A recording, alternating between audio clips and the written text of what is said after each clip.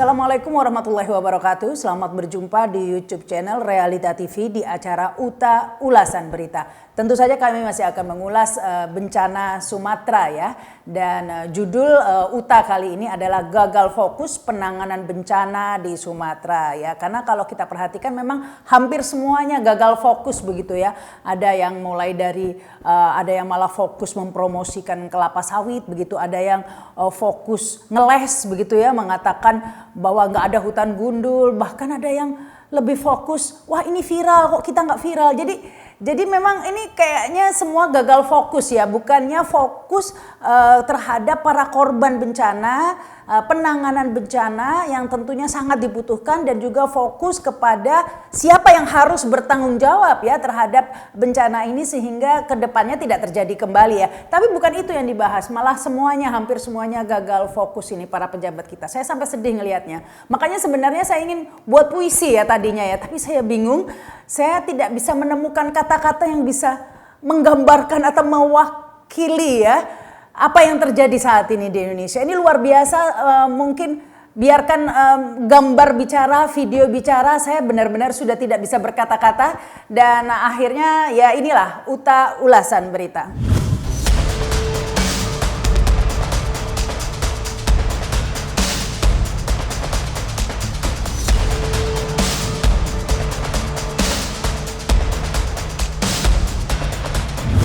Ya gimana nggak gagal fokus ya, karena memang dari awal sepertinya pemerintah tidak ke sana ya. Sudah viral itu videonya, Prabowo mengatakan ya kan sawit pohon juga begitu ya, apa itu deforestasi begitu. Nah itu terlihat bahwa memang bukan ke sana arahnya, dan lebih fokus ke program-program lainnya yang kadang publik juga bingung ya, karena memang dilihat dari segi manfaatnya ini juga dipertanyakan. Kita tahu bagaimana dari awal Prabowo lebih fokus ke masalah MBG, bahkan sampai memotong anggaran-anggaran instansi lainnya demi untuk bisa menyelenggarakan program MBG ini begitu ya. Termasuk yang dipotong adalah anggaran BMKG ini ya. Nah, apa yang dikhawatirkan tentu terjadi jika kemudian anggaran-anggaran itu terjadi ya, penanganannya juga berkurang. Nah, ini ada video wawancara ya yang kami dapatkan dari media sosial. Apa yang Mbak Wiza ingin sampaikan melalui platform ini kepada Pak Prabowo yang akhirnya di hari ke-7 datang ke Sumatera Utara, Mbak?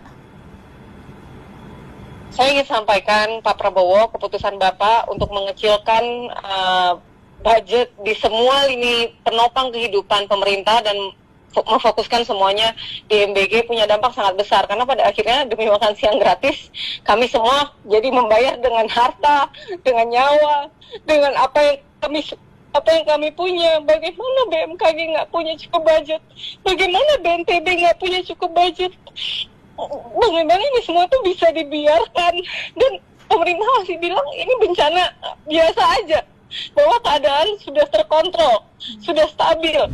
Dan memang dari awal Prabowo terlihat memang tidak fokus begitu ya, sudah tidak fokus ke sana.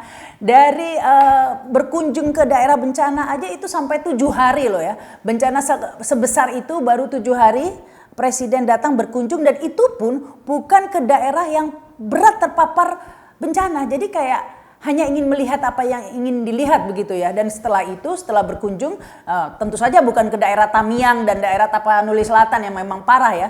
Nah ini justru setelah itu Prabowo mengatakan bahwa kondisi sudah membaik sesuai SOP.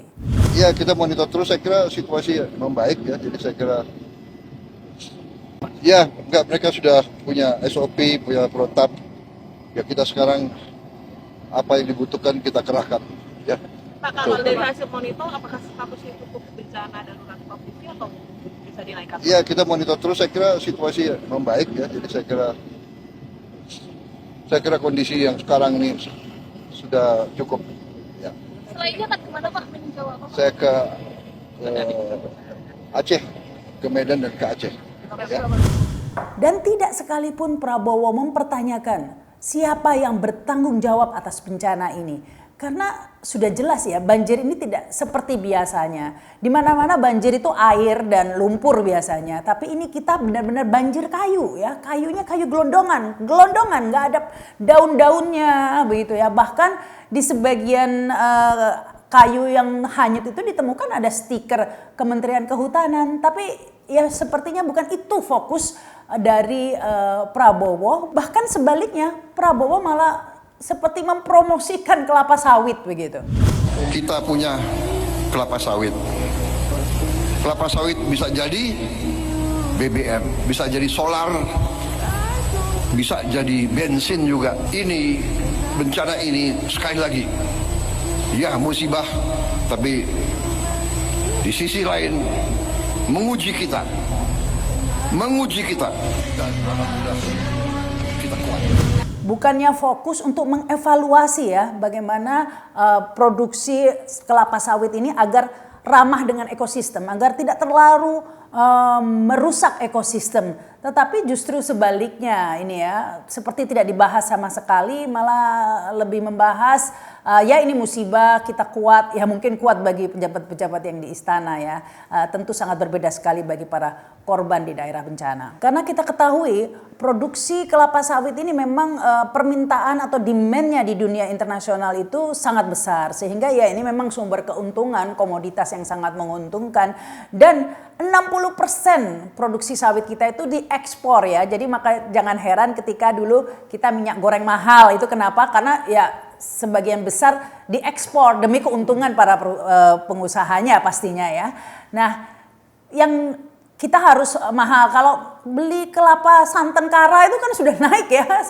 Santan instan itu juga sudah naik. Karena memang itu semua lebih difokuskan untuk diekspor. Ya kalaupun ada BBM katanya bisa jadi solar, BBM saya tidak tahu ya. Yang saya tahu selalu kita itu impor BBM. Sudah bertahun-tahun lamanya kita selalu impor BBM ataupun solar ya. Dengan tentu saja margin para pemburu rente ini yang memperoleh keuntungan ya dengan praktek impor bahan atau BBM ini. Memang pembukaan lahan untuk perkebunan sawit ini selalu membuat masalah ya, karena perkebunan sawit membutuhkan lahan yang sangat luas, berjuta-juta hektar demi untuk bisa lebih produktif begitu ya, untuk bisa memenuhi permintaan pasar ya, sehingga hutan itu dibabat berjuta-juta hektar ya. Inilah seharusnya yang dievaluasi, ditinjau apakah tidak ada cara lain ya untuk menanam kelapa sawit tanpa harus membabat hutan, karena ada juga peneliti yang mengatakan sebenarnya kelapa sawit itu bisa tumbuh di sela-sela hutan, jadi tidak perlu dibabat. Tapi tampaknya memang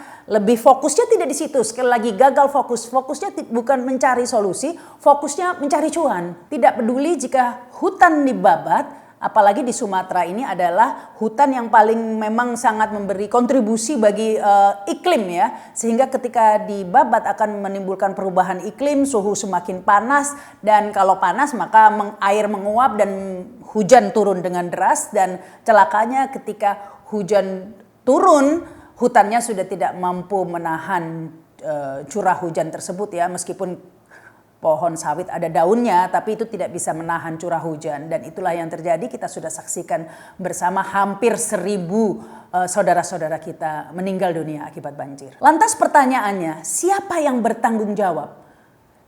Siapa pemilik perusahaan-perusahaan kebun sawit itu? Siapa yang memberi izin? Dan di mana mereka saat ini? Itu semua tidak dibahas. Bukan di situ, lagi-lagi fokusnya bukan di situ. Tidak ada sama sekali pembahasan ke situ. Yang saya tahu beberapa hari ini berseliweran di media sosial, beberapa perusahaan tampaknya kelapa sawit tersebut sudah mulai beroperasi kembali, mulai mengirim ya, mendistribusikan hasil kelapa sawitnya.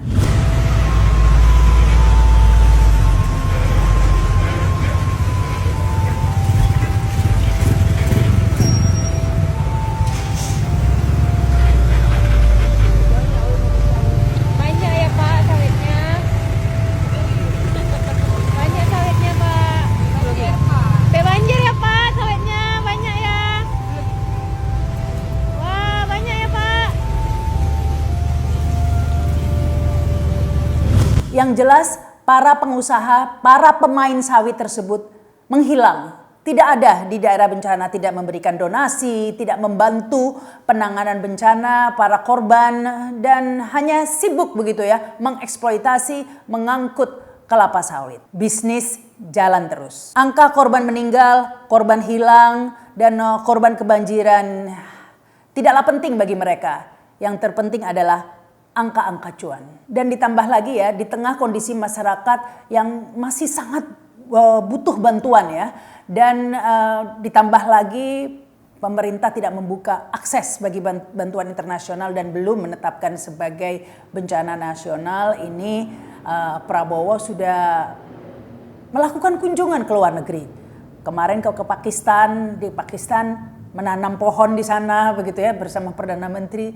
Kemudian sekarang ke Rusia.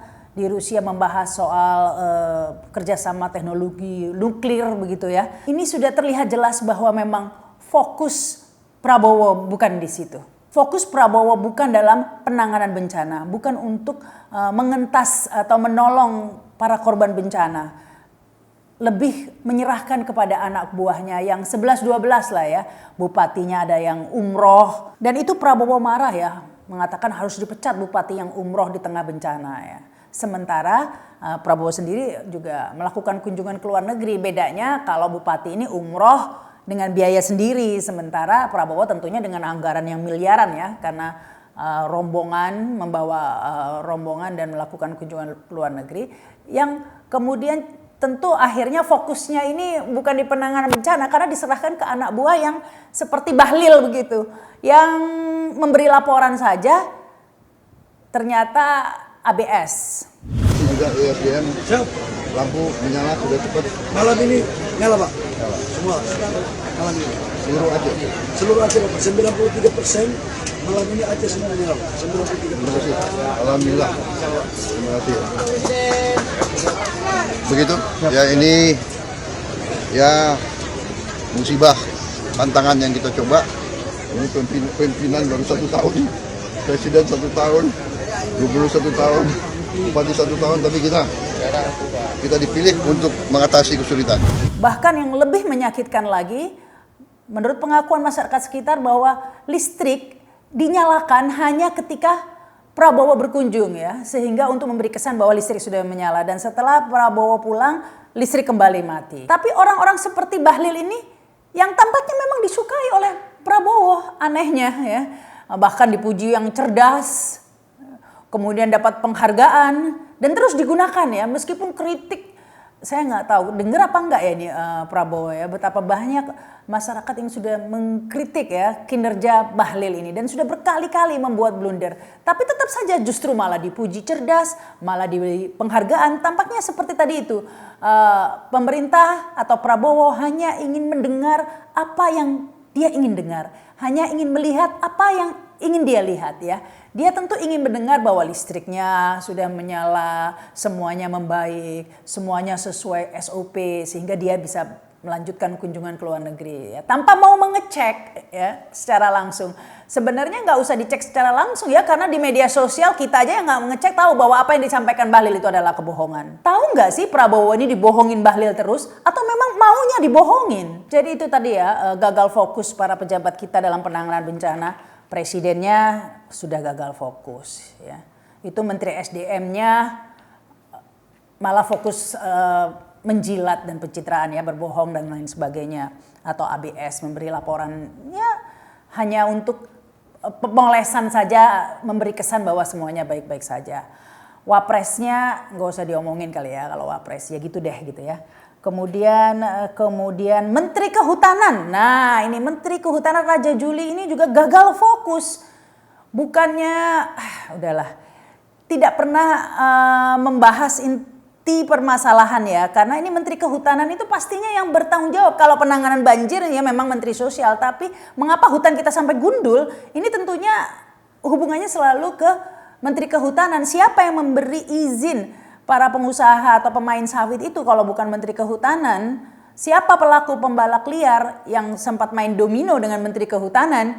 Nah, ini sama sekali tidak dibahas, apalagi anomali yang terjadi pada bencana ini dengan begitu banyak kayu gelondongan, sebenarnya itu tidak perlu teknologi yang canggih atau bagaimana ya dengan mengatakan bahwa itu bukan kayu pembalakan liar tapi tumbang secara natural. Itu sebenarnya sudah tidak perlu dipertanyakan lagi karena sudah sangat jelas jumlahnya sangat banyak. Ketika tsunami Aceh saja tidak ada kayu sebanyak itu. Nah ini kan sudah jelas, apalagi tadi itu ada stikernya Menteri Kehutanan. Tapi yang dilakukan oleh Menteri Kehutanan ini gagal fokus lagi. Malah mengatakan dia bekerja sama dengan kepolisian untuk menggunakan teknologi canggih untuk mengetes kayu-kayu tersebut dari mana, apakah dipotong ataukah tumbang seperti itu. Nah nanti ini akan bekerja sama dengan kepolisian. Itu berasal dari illegal logging, apakah itu berasal dari pembukaan lahan sawit atau lahan untuk tambang yang kemudian kayunya ditumpuk dan kemudian ketika ada banjir, longsor, kemudian terdorong ke sungai, ya. Apakah itu dari PHAT, pengusahaan pemegang hak atas tanah, ya. Jadi hutan alam yang ada di APL, di area pengelolaan lain, yang memang hutan alam tapi tidak di kawasan hutan tapi di APL, ya, yang selama ini juga menjadi salah satu modus pencucian kayu. Apakah itu, ya, nanti kita akan bersama-sama dalami bersama-sama dan nanti akan dilaporkan secara rutin kepada publik. Dari temuan tim di lapangan ada berbagai jenis kayu, namun kita dapati ada beberapa yang ada bekas potongan dari senso, ya. Itu yang akan kita dalami. Tim sedang turun nanti bersama-sama dengan tim dari Kehutanan untuk menyusuri dari daerah aliran sungai yang terdampak sampai dengan kita tarik ke hulu dan hilirnya. Saya kira itu. Ini apa maksudnya? Apakah kepolisian akan melakukan uji forensik ini kepada kayu-kayu yang hanyut banjir itu? Kemudian setelah uji forensik, kemudian konfes dan mengatakan ternyata kayu tersebut identik ya dengan kayu yang tumbang secara natural. Rasanya tidak perlu teknologi canggih ya untuk mengetahui asal dari kayu tersebut. Sudah jelas kayu-kayu tersebut nggak ada daun-daunnya, mulus. Itu namanya daun gelondongan atau bukan daun gelondongan, kayu gelondongan ya dengan potongan yang rapi. Tapi ini seakan kita dibodohi, dibikin ruwet, mirip-mirip ijazah palsu lah, dibikin ruwet muter-muter, katanya mau diteliti dulu ini dari mana. Udah jelas itu pembalakan liar.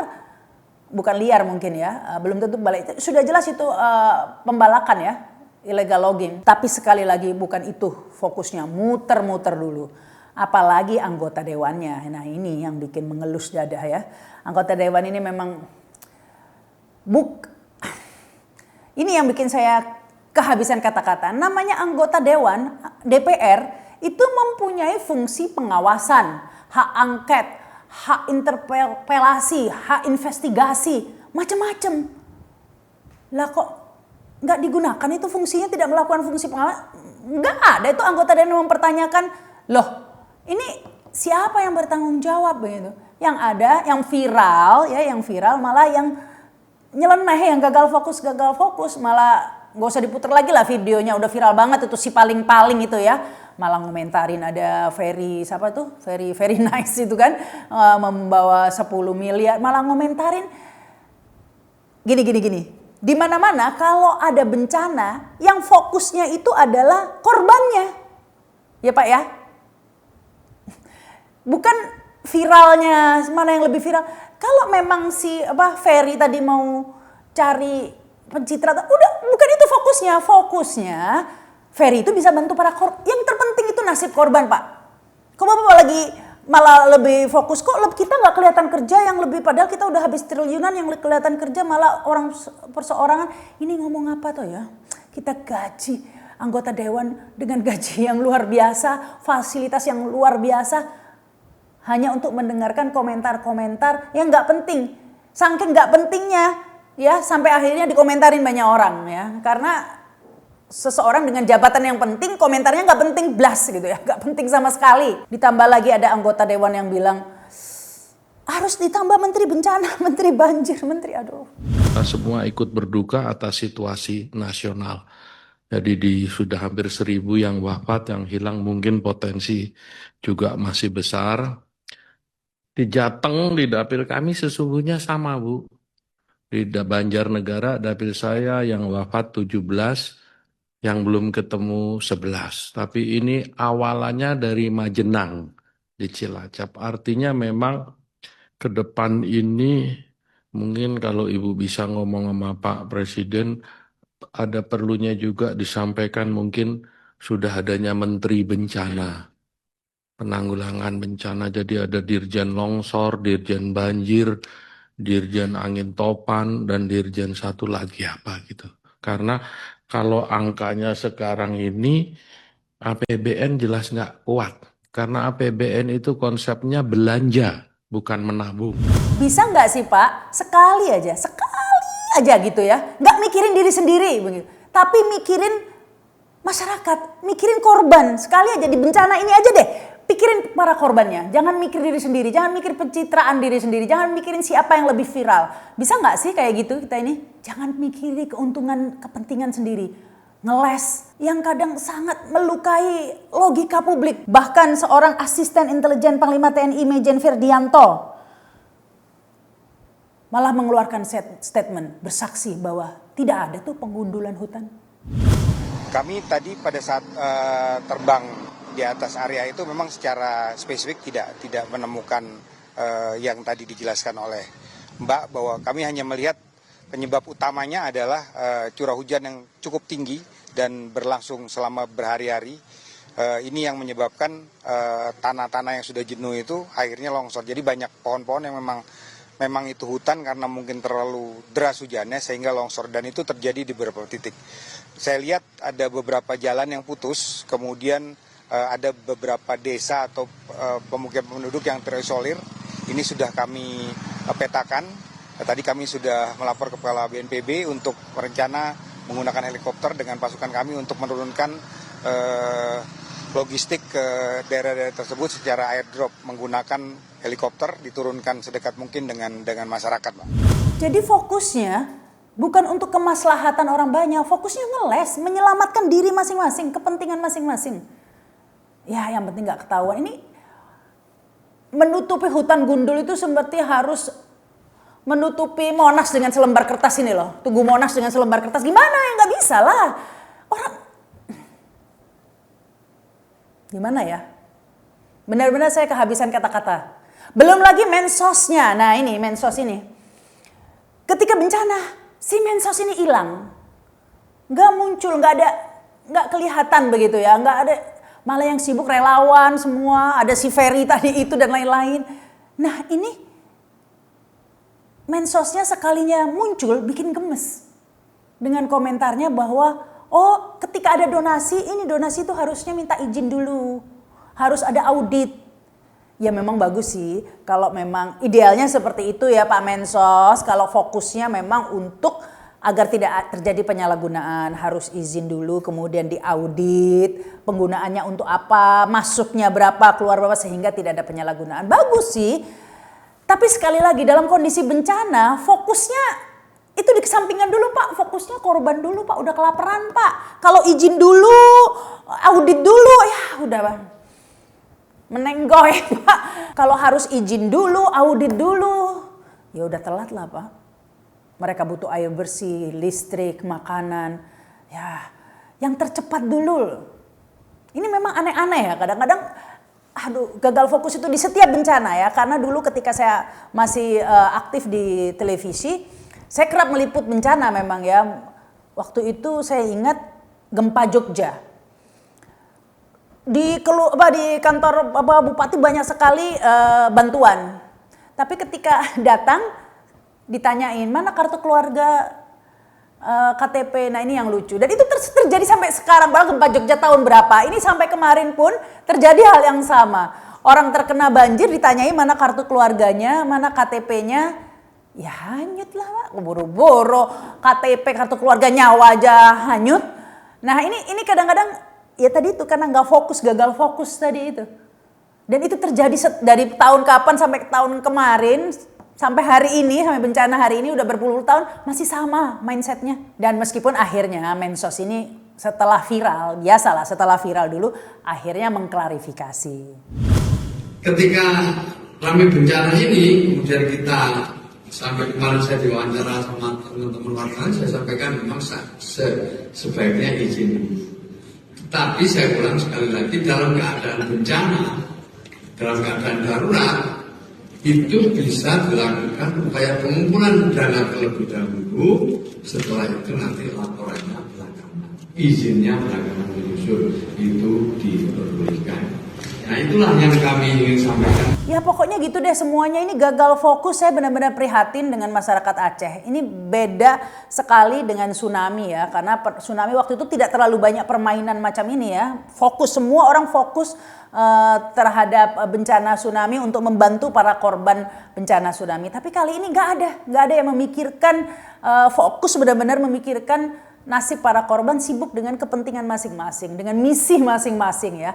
Bahkan ini beda banget ya, kita masyarakat yang ingin membantu saja. Makanya jangan heran kalau ada Ferry tadi itu langsung live dapat 10M, jangan heran karena beda banget dengan tsunami. Ketika tsunami itu ada instansi-instansi yang resmi, ya, mainstream seperti waktu itu Metro TV menggalang dana sampai ratusan M. Semua orang jadi lebih mudah ya untuk sekedar tiap hari breaking news, tiap hari live, sehingga banyak kesempatan untuk mendonasikan. Saat ini begitu banyak, saya yakin banyak masyarakat yang, karena orang Indonesia itu kan sebenarnya dermawan ya, dan siapa sih yang tidak terenyuh melihat nasib korban di Aceh atau di Sumatera sana. Tapi ya tadi itu tidak ada yang mengkoordinir, TV-TV mainstream tidak seperti dulu, beda, pokoknya ini beda, benar-benar beda ya.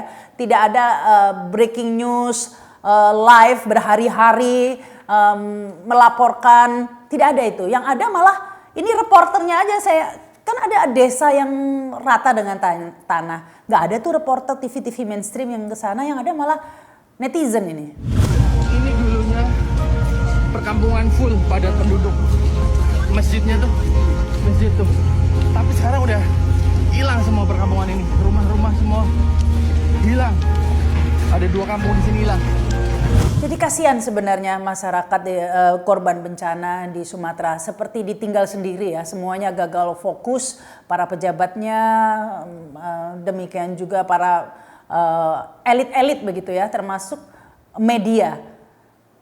Bahkan di Twitter ini ya, kalau kita lihat ini kayaknya sudah trending topiknya aja, bersama kembali membaik. Ini kayaknya gaya bahasanya bukan netizen banget deh. Kalau netizen kan pedes-pedes begitu ya. Ini bersama kembali membaik. Gayanya TVRI banget gitu ya. Dan beritanya yang muncul di trending topik Twitter itu adalah Polri membangun posko bagi korban bencana. Pemerintah membangun, udah balik zaman TVRI dulu. Nah ini sekali lagi fokusnya ya, fokus. Jangan fokus dengan kepentingan pencitraan sendiri, ingin memberi kesan ini, kesan ini. Sekali ini ajalah fokusnya adalah para korban bencana. Ya meskipun para pejabat banyak yang gagal fokus, tapi kami yakin masyarakat Indonesia pada umumnya tetap fokus ya, tetap memperhatikan. Ini terbukti di media sosial ya, tetap ramai memantau meskipun berusaha dibelokkan, buzzer pun bermain ya. Tapi tetap masyarakat Indonesia fokus, yang pasti rakyat Aceh, Sumatera, korban bencana tidak sendiri ya. Netizen, masyarakat Indonesia semua ikut prihatin, ikut memantau, dan ikut bersuara ya, agar nasib mereka terus diperhatikan. Ya demikianlah UTA, ulasan berita kali ini. Terima kasih yang sudah menyaksikan tayangan ini. Jangan lupa subscribe dan komen. Saya Rahma Sarita. Wassalamualaikum warahmatullahi wabarakatuh. Sampai jumpa.